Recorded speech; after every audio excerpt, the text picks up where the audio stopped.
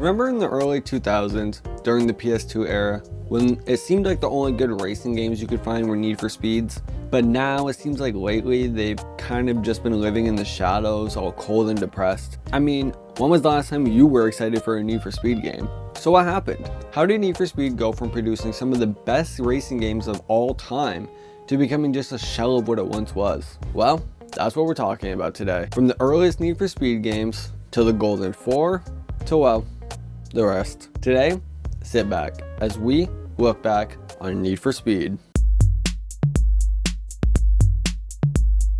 Well, this story gets started all the way back in 1994 when EA Canada, formerly known as Pioneer Productions, would release its groundbreaking game, The Need for Speed. Even as early as the first game, we already see a lot of key components in the game the series would really grab onto. The player would race through pre-made tracks in a city setting with varying levels of pedestrian traffic on the roads. There are real cars you can choose from to race, and there are even police pursuits that can lead to you being arrested. It would be praised by fans and critics alike for its realistic physics and sound, as well as its use of full motion videos. EA would capitalize on the success of this by releasing The Need for Speed 2 in 1997. It was almost exactly the same game, with the player having 8 cars to choose from, a couple different tournament style races, and a very similar aesthetic. However, they knew they needed to add something special to make this one even better than the last one. And little did they know, this small addition would lead to the surge of fans requesting for more and more and more of it.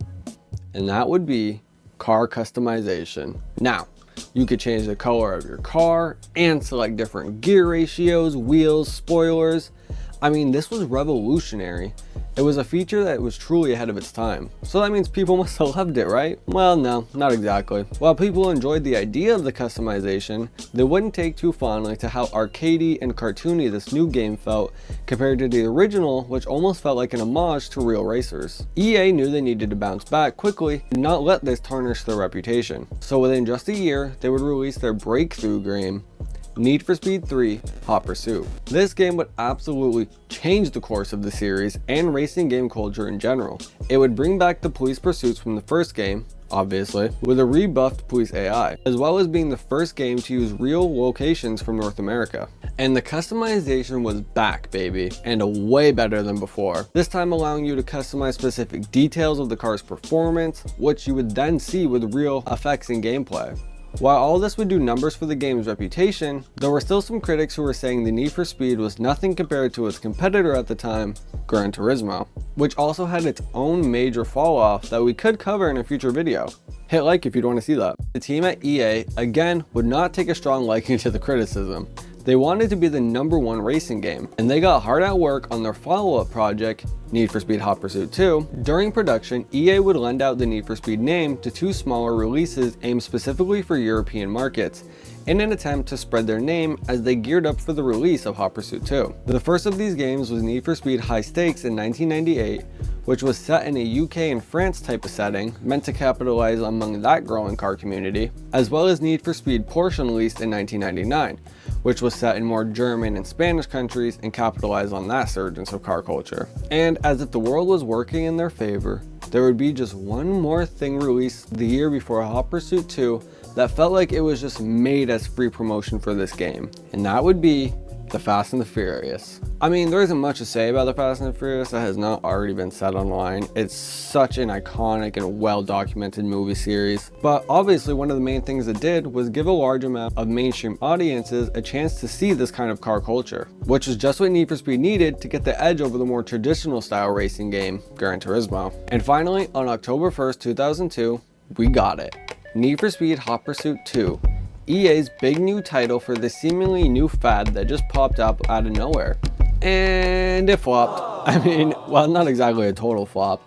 It wasn't exactly a bestseller either, with it receiving mixed to average reviews across platforms. I mean, seriously, watch this trailer for it. And while you're watching it, make sure you keep in mind that this was the first Need for Speed game set to be released for the new gen consoles, the PS2, Xbox, and GameCube.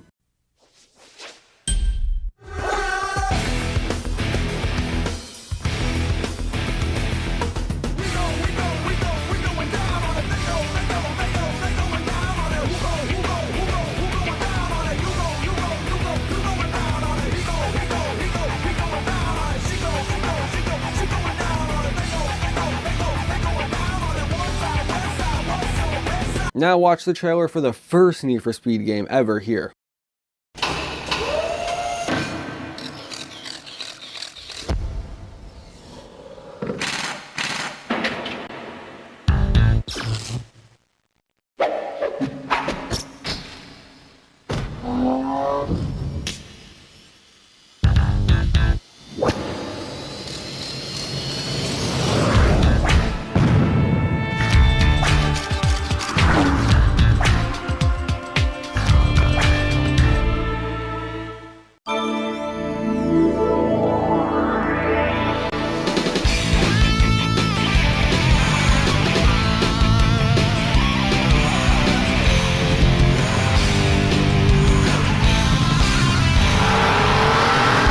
I mean, yeah, I'd be pretty underwhelmed too.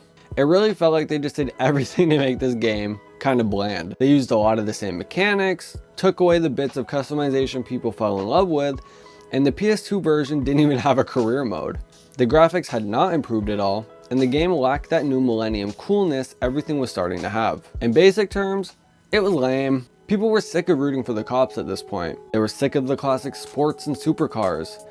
They were sick of this type of racing game. It seemed like this might have been it for Need for Speed, but they had something up their sleeve. They saw the impact of the Fast and the Furious and how it was making Japanese car culture growing within the States. And they were ready for that new era. And within just a year, they pushed out one of the most iconic, revolutionary games for the time. And not even just within racing games, I mean within like the whole PS2 era of video games. I'm talking Need for Speed Underground.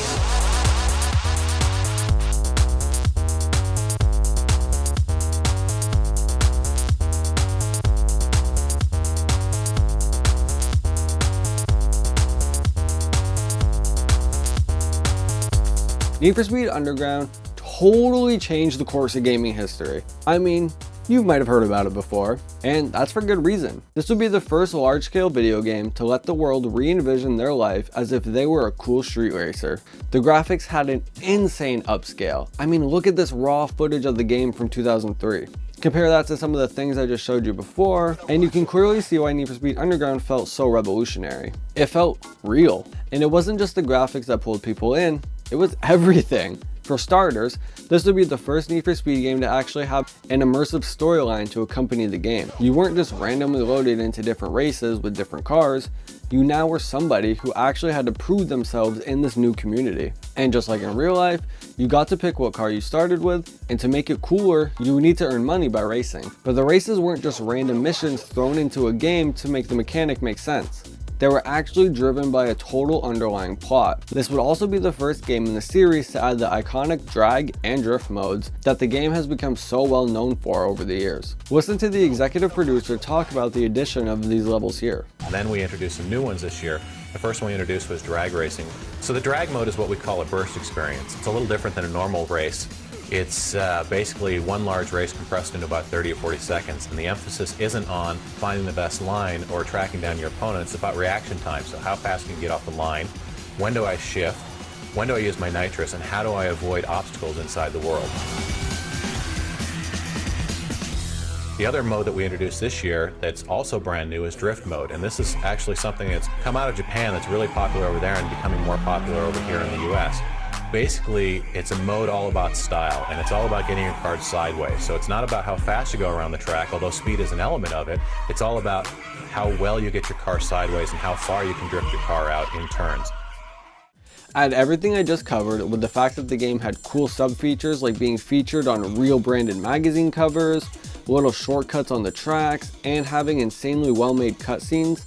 I mean, you didn't just want to skip them like most games. It actually made you sit at the edge of your seat listening to the story, just itching to get the chance to put your own spin on it. You felt like you were right there in the city night doing illegal street races for large stacks of cash and respect. And while you're doing all that, you were listening to some real bangers. I mean, like actually good songs by real artists people know. We have the iconic title track Get Low by Lil Jon, as well as other really good songs like Two Lane Blacktop by White Zombie, Broken Promises by Element 80, Need for Speed by PD Pablo, and so much more. It was iconic, and EA knew they had finally hit the nail on the head with this. Within just 1 year, the game had managed to sell over 7 million copies worldwide. Absolutely insane. making it the 23rd most popular game for the PS2.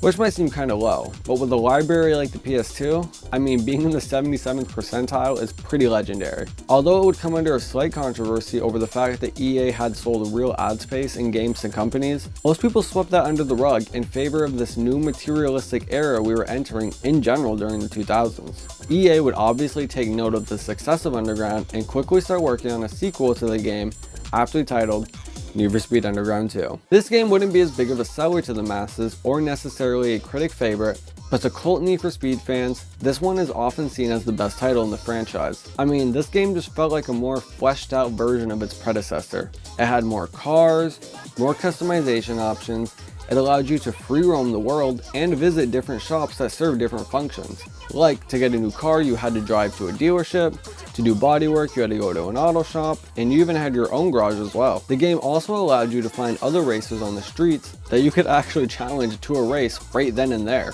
It would also be filled with amazing song choices that paired perfectly with the environment. Really, the only criticism of the game was the fact that it didn't do anything different with the types of races. Besides the unique street challenges I just mentioned, it had all the same style races as the original Underground, without any new mechanics.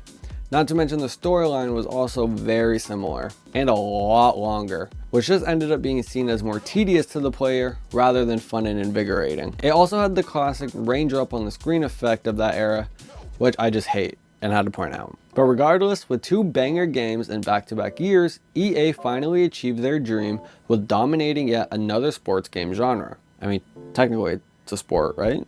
Either way, just a year after the release of Underground 2, we'd get an even bigger and better Need for Speed game, Need for Speed Most Wanted. No, not that one, although we'll get there. I'm talking about the OG Most Wanted, baby. This was just yet another banger added in the series, with it being the best-selling game in the series ever, having sold over 18 million copies today worldwide. The wave of underground tuner culture was slowly fading, and this time Need for Speed was ready for it, actually being seen as a leader in the movement at this point. They knew they needed a new concept for a new game, and decided to bring back elements of older games and tried to mix them with the things that made the Underground so successful. They would start by bringing back a Need for Speed classic mechanic, police pursuits. This time, police would randomly be about the city, and you drove by them speeding, they would start to chase you. What was interesting is EA took a page from the Burnout book here and added the feature to be able to crash the police cars and have little animations for them. The game kept the open world aspect, and this time had an actual day and night cycle. The customization mechanics were fairly similar as the Underground, but had a much more fleshed out wheel variety. Like, seriously, there are so many rim options in this game. Why? It would also bring back the addition of exotic cars, letting the player drive and customize more European style cars and even some supercars. The other main feature of the game would be the introduction of the blacklist, which served as the game's storyline. You would start with the first person on the list, who is the least skilled, and move up the ranks until you finally race the best racer in the city. It's a little corny, and definitely lacked the same narrative pull the Undergrounds had, but the grimy, industrial aesthetic really hit hard with fans. And being able to drive in the daylight was pretty sick.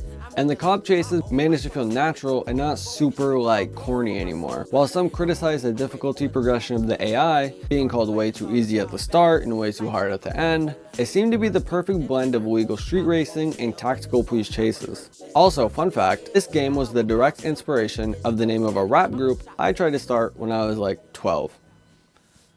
Yep. Anyway, after coming out with Underground in 2003, Underground 2 in 2004, and Most Wanted in 2005, you would think the Need for Speed series would slow down a little bit, right? No, not at all. They weren't even scared of this stupid little new game called Forza that just started kicking around. They basically forced Gran Turismo to stop making games at this point, even with the success of GT4. And in 2006, they would release the last game of their golden era, and my personal favorite, Need for Speed Carbon. This game was definitely a success. While not selling as many as some previous games, this one received some of the highest scores from critics and fans alike, and ultimately selling over 3 million copies on just the PS2 alone. While stylistically and mechanically, it was fairly similar to Most Wanted, there were still enough differences within the game to make it truly feel like its own. Like for starters, one of my personal favorite mechanics was instead of the blacklist for Most Wanted, this time it was crews, where you would start your own crew and take over turf among the city. You could even create your own name and logo. I mean, I just love stuff like that. The game would also introduce a totally new style of race called canyon races, which were inspired from the Japanese toga races. The concept is simple. It's a 1v1 race, or sometimes a time trial, where you race fast down a canyon road. Except if you crash through the wall, well, then you're fucked. The game also introduced some of the most iconic customization features you will ever see in any racing game ever. I mean, you could change the specific lengths of certain parts and stuff to make it exactly how you want it. It was like more in depth than 3D Tuner. And while no, I'm fangirling a bit over this one as it's my favorite, the game definitely didn't come without its faults. Like for starters, they took away a large focus of the police chases from Most Wanted, which felt like a blow to many fans at the time who were finally happy to see them return. Instead, in Carbon, you just get really simplistic police chases that don't last long and don't have any cool crash animations. And since you don't have to evade the police nearly as often in Carbon, that would end up causing EA to get rid of the slow-mo braking feature, which people were also kind of upset about. I mean, I personally hated that thing, but a lot of people like it. The game would also introduce the buddy mechanic, where you can choose someone from your crew to have help you in a race, with each person having their own specific power move. And while the talking animations were really annoying, what was cool is when someone joined your crew, you could even customize their car and make it look however you wanted, so your gang could all match. Other than that, the story did kind of lack that pull you in narrative that the Undergrounds had, but by this point, Need for Speed kind of had the same mechanic for these games. Start as a nobody, race better people until you're ranked up, and then that's it. And even though it's weird and corny, I just can't help but love these characters. I mean, just look at some of them. Another interesting mechanic in the game is the music in the game would actually change depending on what car class you were driving. Muscle cars played rock music, tuners played more hip hop, and imports would play more EDM. However, even with all these cool features and ratings, it was still the worst selling one out of the Golden 4. Only managing to sell around 3.2 million copies total, which wasn't even half of the Underground 2 sales. While Underground and Most Wanted both went into the tens of millions, EA knew that trends were shifting. And with that, Need for Speed would close its chapter on the Fast and Furious simulators, and in 2007, they would release a game that totally shifted its gears in a new direction for good. Now, here we start with the dark era of Need for Speed. I mean, it really seemed within a few years they went from making the coolest games around to just some very basic racing games. But I'm jumping ahead of myself. Let's go back to the end of Carbon. Carbon would be the last game to be totally influenced, like I said, by the Fast and Furious and Japanese car culture era in general. While always keeping some aspect of tuner culture within their games, it was not an illegal street racing simulator anymore, starting with their first venture out of this with Need for Speed Pro Street. This game came out to pretty mixed reviews, with most noting that the races were fun, but it lacked literally everything that made its predecessors good. The story was totally different than the previous 4 games, and it was the first game with a named protagonist, Ryan Cooper, instead of allowing the player to kind of pretend it's them in the game. You start out as an ex-street racer who's moving on to legitimate races that are held by real racing organizations, which was already a stark difference from the stories before. I mean, the game is now encouraging legal racing instead of illegal. And I'm not saying that's necessarily bad. I mean, it's kind of lame. This game also shifted much more in the direction of realistic racing. It felt like if the older games were Tony Hawk games, this felt more like real skate, emphasizing factors like vehicle damage, tire grip, and aerodynamics, which in turn led to a much more in-depth car tuning selection. Whereas in the older games, you just buy the most expensive part and it makes your car go vroom vroom. And in Pro Street, you had to tune your car for these types of races, which real car people did like. But the majority of older fans didn't really understand the point of any of this. The physical damage wasn't totally new to the game per se, as you had cop collisions in some older entries, but this would be the first one where you could damage your car and others on the track, like for real. A feature which we would see the series tend to grip onto. Speaking of the tracks, they were, well, tracks. They weren't in-city racing sims with open worlds. You were only racing on real tracks out in the middle of nowhere. The car customization wasn't as cool as the previous games either, and it was safe to say for a majority of players, it just kind of missed the overall mark. I mean, I remember opening this on Christmas Day, popping it in my PS2, and just being so confused and disappointed, like, what is this Need for Speed game?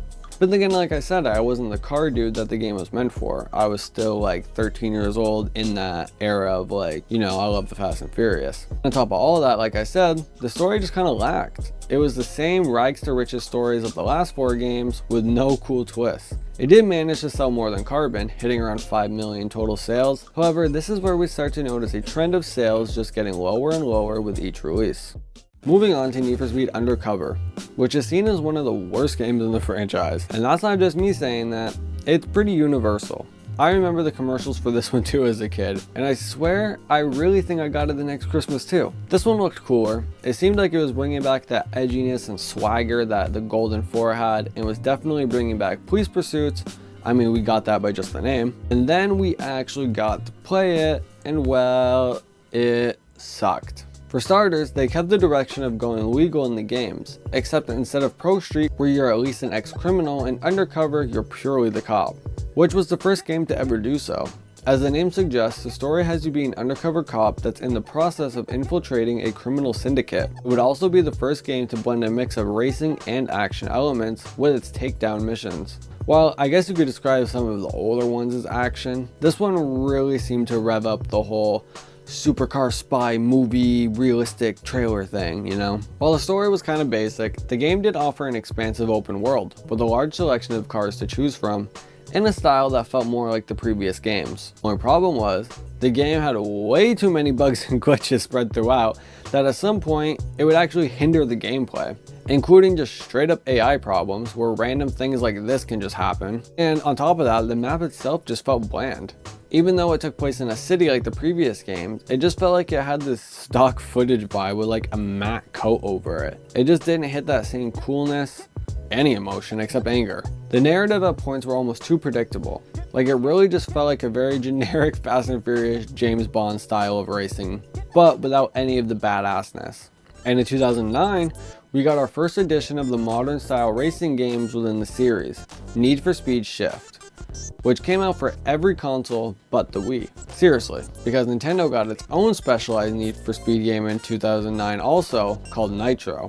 The only Nintendo exclusive in the series, and the only one of 2 games to not be released for PC. This game didn't really have a story though, and was mainly meant to just show off the mechanics of the Wii, and eventually DS. Being very arcadey and focusing on multiplayer elements. I mean, it does have its own version of bosses and stuff, but it's set up in such an arcade way, like I was saying, and not in a narrative story driven way.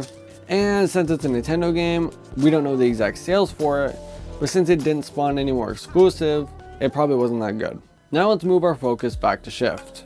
Even just looking at it and playing it, you can tell it's a shift into the modern era of racing games that you would expect nowadays with these camera angles and UI setup. However, this game didn't contain a storyline. Instead, starting career mode makes you compete in a circuit race, which when completed just opens you up to the world, where you then just go around finding races to collect money and points to advance to more races. And that was because this was meant to be another real racing simulator, much like Pro Street with an intense focus on the motorsport style of racing. The introduction of the driver experience system and helmet cam perspective put a greater emphasis on the player's skills and immersion. Immersion was so much of an importance to them that they even added these scenes when you crash out, which I honestly feel is like kind of traumatic. I mean, imagine being in a car accident in real life and playing this game and you see that. Like, dude, that's freaky. But besides the driving mechanics making the game more realistic, the graphics had an intense overhaul too, with this actually being seen as one of the best looking games in the series. They didn't make it so realistic, however, as to not have your opponents rubber band insanely, making the game not as fun or challenging a lot of the times. So what makes it bad, you're asking? Well, it just kind of lacked any iconic Need for Speed elements. But yet again, in total, this game just felt like it was missing the mark we had come to expect for a Need for Speed game, being the worst selling game in the entire franchise, only managing to sell just barely over 300,000 copies. But as if EA wasn't already bold enough to change their games into whatever they wanted at this point, at the start of the new decade, we would get a totally different kind of Need for Speed game, Need for Speed World. Now, for those of you that didn't get to experience this when it was out, I'm sorry, because even though it was a massive meme looking back, It was actually a pretty cool idea at the time, and I definitely had a lot of hours into this. It was basically an online racing MMO with a focus on the most wanted and carbon style of Need for Speed, which would end up over time giving you 100 different cars to choose from, cool customizations, and the chance to show it off to random people online. However, the game was oh so notorious for its bugs and glitches, and would only be online for 5 years, when it was ultimately closed down on July 14th, 2015. The first fan-run server did pop up in 2017 using older versions of the game, but it's absolutely just not the same experience. The series took note of how much Shift flopped and decided to scrap everything they've done the past few years and just go back to square one. And in 2010, we would get Need for Speed Hot Pursuit, the first time the series would reuse a name. Hot Pursuit marked a return to the roots of the franchise by reintroducing the high-speed police chases and intense arcade-style racing that were iconic elements of earlier Need for Speed games. Except that it wasn't an EA brand developing it this time, it was actually Criterion, who made the Burnout series, which is definitely evident at some points of the game. It also definitely took advantage of the DLC surge of the early 2010s, but most people were willing to look past that due to how good this game actually was. Hot Pursuit received critical acclaim, its gameplay, graphics, and multiplayer features, as well as achieving commercial success, selling over 5 million copies, making it the 4th best-selling game in the franchise. The positive reception reinvigorated fan interest in the Need for Speed franchise, attracting both longtime fans and new players with its nostalgic yet modern take on arcade-style racing. Its success set a new standard for the series, demonstrating that a return to the franchise's roots with a focus on exciting gameplay, intense pursuits, and social competition could resonate with players and pave the way for future Need for Speed titles. And then we got Shift 2, the game that claims it was going to redefine the racing simulator genre by delivering authentic and true-to-life dynamic crash physics, intricately detailed real-world cars, drivers, and tracks, offering a selection of over 145 cars that's even more than the online game. The game was meant to be a direct sequel for Need for Speed Shift, with it just being a mainly improved game. Best summed up by Games Trailer, who said, "Shift 2 Unleashed refines the strengths of the first game and extends their value indefinitely through the competitive environment of Autolog. There aren't any breakthrough new features here, but this is a racer that will constantly push you to improve and make you sweat under the pressure." It was basically another game for the real racing nerds out there, and if you haven't noticed by now, the series would tend to do this often. As it has gone on, Need for Speed has already been through many iterations, all of which brought its own unique fan base with it.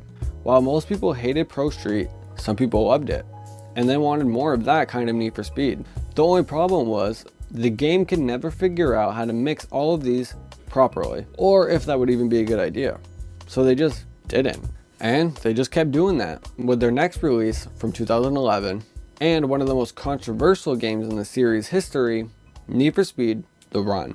The game featured a heavy narrative-driven experience where players followed the story of a character named Jack as he participated in a high-stakes illegal race from coast to coast. The game offered a diverse range of environments, from city streets to snowy mountains, showcasing the stunning visuals the game was proud to show off. However, it received mixed ratings from fans and critics alike, with a lot of people not liking the new controversial QuickTime events. Yeah, you heard that right. QuickTime events in a Need for Speed game. This happened at certain points of the story where the character actually exited the car. Yeah, a Need for Speed game where you're not always in the car. And they really presented this when showcasing the game before its initial release. I mean, in commercials and trailers, they were seriously like, "Wow, look at me run," which is just so ironic. And even with that, people still didn't know how much of the game was going to be in the car. Was it going to try to be a GTA competitor now? Like, what were they doing? Regardless of this brand new feature, the game would still be criticized for its story, mainly for being way too linear and predictable. They also took out almost every good thing about the car customization, leaving you with basically whatever they wanted you to have. The cross-country concept was pretty cool, however, with a lot of tracks being real mapped out portions of cities like New York, LA, and Chicago, but it was just not done right at all. And as of a common routine in this dark era of Need for Speed games, after releasing a game that was totally different from the standards of their Golden 4 plus Hot Pursuit, that would do poor sales and receive tons of complaints. They would then go to release a game that was meant to go back to the OG days, and at this point, I mean, what are you guys doing? But in 2013, they would release one of their other most controversial games in the series yet, Need for Speed Most Wanted. But Saskia, you're saying, we already talked about Most Wanted. Yeah, no, not that one. I mean this one. Oh man, it's making me pissed off just looking at it. After years and years and years of not having a good street racing simulator made by Need for Speed, they decided to try yet again to go back to it by making what was apparently a sequel to the original game, but just had the exact same name. They would absolutely devastate their fan base here. Really just drive the stakes farther in our hearts. Now, don't let my bias totally fool you, because even though the cult fans weren't necessarily down for this game, critics actually loved it. They would go on to praise the game's car handling, their beautifully fleshed out maps, and the perfect execution of the game's auto-log social feature. And those aren't untrue by any means. I mean, the map did look like Most Wanted without the heavy sepia tones. It stylistically took on the same components as Most Wanted and featured a similar soundtrack full of bangers. But the biggest thing that makes this game different is it didn't have a story. Yeah, even with it trying so hard to bring back that original Most Wanted hype, they decided not to do a story, which in turn led to no cutscenes, which was a huge part of the original Most Wanted. They instead went for the newer Need for Speed approach of an open world tier system. The game very quickly became an online only game, similar to that of GTA 5. While yes, there's a story and a career, you're pretty much only buying it to play it online. Which is ironic, because this is still during the prime of Need for Speed World, their MMO game. And what's even funnier is this game probably had a larger online player base because it had much more consistent support, with developers even having open chats with players to gauge what the game needed to improve on and what it was doing right. Whereas in Need for Speed World, you could do this. Exiting the area. Despite efforts to improve the game and recapture the essence of the original Most Wanted, the 2012 version failed to resonate with the original Need for Speed fanbase due to its heavy departure from the beloved 2005 title, which they tried really hard to gaslight us into thinking that they're connected, but they're really not, at all. Which takes us to 2013 for the next installment of the series, Need for Speed Rivals. Now here's where I kind of have a hot take, as there's no universal agreement on this, but I would make the argument that with Need for Speed Rivals, they would start to kick off what I call their Rebirth era. After years of experimentation and a series of divisive releases, Need for Speed Rivals emerged in 2013 as a breath of fresh air for the franchise. It wasn't perfect, but it was a step in the right direction. The game leaned into classic Need for Speed DNA, offering high-speed chases and the iconic tension between racers and cops. In fact, it put the player in the driver's seat of both factions, allowing them to choose between being a racer or a cop. Each faction came with its own storyline, missions, and mechanics, creating a dynamic experience that felt fresh yet familiar. The prologue set the tone, plunging players into a world of adrenaline-fueled street racing and high-stakes law enforcement. As a racer, your goal was to dominate the streets, rack up speed points, and outmaneuver the relentless police force. On the flip side, playing as a cop meant using brute force and strategically trying to shut down illegal racers. This duality added replayability and gave players the opportunity to see both sides of the racing world. Powered by the Frostbite 3 engine, Rivals delivered stunning visuals, immersive weather effects, which elevated the thrill of racing through its open world environment. The all-drive system integrated multiplayer seamlessly, blurring the lines between single player and online gaming. While some players criticized the lack of narrative depth, the game succeeded in reinvigorating interest for the franchise, proving that Need for Speed could still deliver high-octane fun. Now here's a wild card. Need for Speed just didn't stay on the consoles, it also hit the big screen in 2014. Directed by Scott Woe and starring Aaron Paul, the film was an attempt to bring the franchise's high-speed thrills and underground racing scene to Hollywood.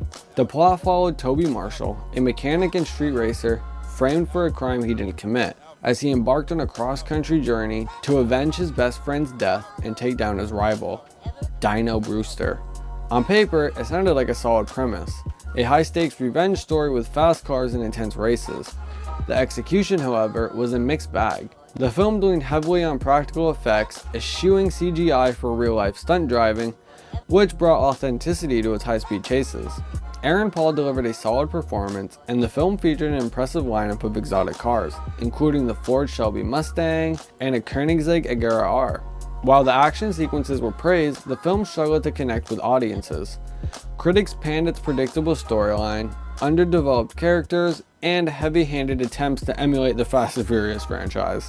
Despite grossing $203 million worldwide, it was deemed a box office disappointment in the US, where it failed to leave a lasting cultural impact.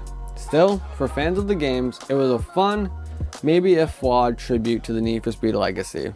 Next up, the Need for Speed franchise took an unexpected turn in 2015 with Need for Speed No Limits, a mobile exclusive developed by Fire Monkey Studios.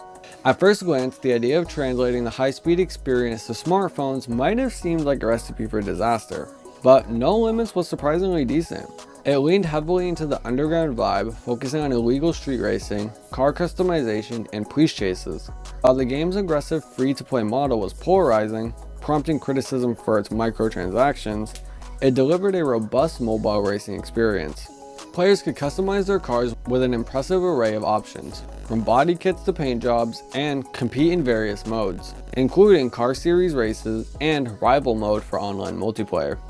The graphics were impressive for a mobile game, with detailed cars and immersive environments. What really set No Limits apart was its longevity. Despite its 2015 release, the game remains active and regularly updated, including the addition of an interceptor mode in 2023 that lets players take the wheel as the police. It's a testament to the franchise's adaptability, proving that Need for Speed could find success even on smaller screens. In an attempt to reboot the franchise, EA released Need for Speed in 2015, developed by Ghost Games. Touted as a return to the series' roots, the game promised deep customization, immersive nocturnal street racing, and a focus on car culture. On the surface, it seemed like a spiritual successor to the Undergrounds, but in practice, it didn't land. The biggest issue was that the game's always online requirement, ability to pause the game, even during solo play, was a baffling decision that drew widespread criticism. While the visuals were undeniably stunning, with rainy streets and neon lights that perfectly captured that Fast and Furious underground aesthetic, the gameplay felt hollow.